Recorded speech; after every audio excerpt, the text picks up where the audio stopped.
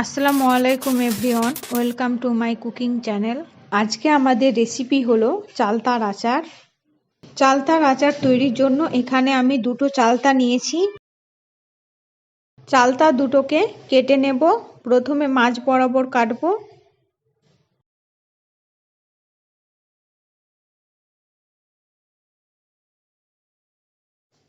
দিয়ে আবার অর্ধেক করে কেটে নেব। তারপর এই মাঝের অংশটা কেটে বাদ দিয়ে দেব।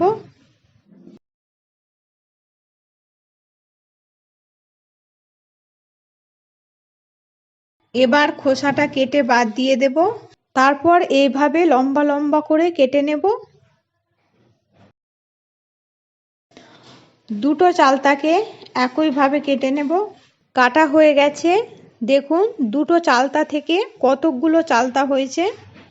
এরপর চালতাগুলোকে জল দিয়ে ধুয়ে নেব।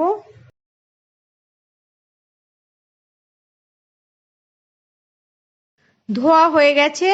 চালতাগুলোকে সেদ্ধ করে নেব। তাই কড়াইয়ে দেব 2 চামচ হলুদ গুঁড়ো, 1.5 চামচ লবণ ও 1 গ্লাস জল।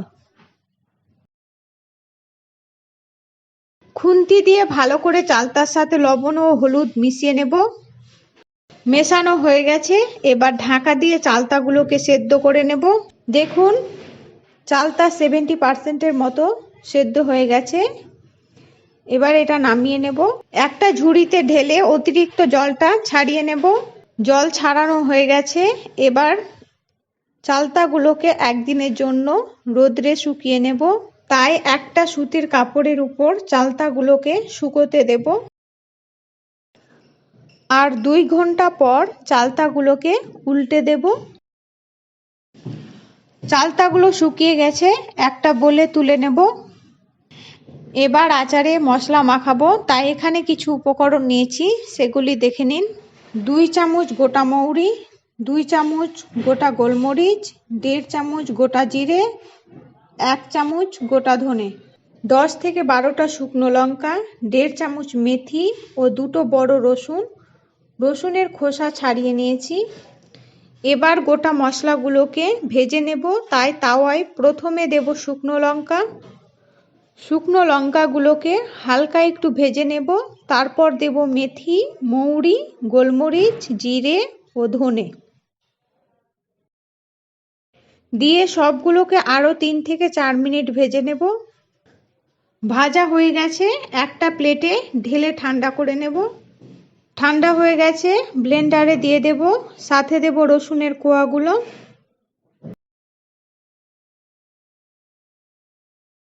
এরপর ব্লেন্ড করে নেব। খুব বেশি ফাইন করে ব্লেন্ড করব না, এরকম করে রাখবো। এরপর এই মশলাটা চালতাগুলোই দিয়ে দেব। আর দেব 2 চামচ লবণ ও সরিষার তেল।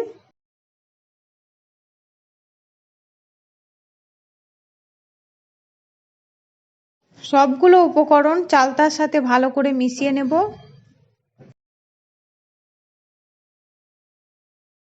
দিয়ে আবার 2 থেকে 3 ঘন্টার জন্য রোদ্রে রেখে দেব।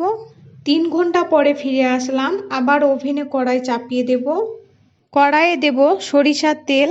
তেল গরম হয়ে গেছে। দেব 5 ফোড়ন। 5 ফোড়ন হালকা একটু ভেজে নেব। তারপর দেব মশলা মাখানো চালতাগুলোকে। দিয়ে ভালো করে চালতাগুলোকে নাড়িয়ে নেব। এবার দেব 1 কাপ চিনি ও 2 কাপের মতো গুড়।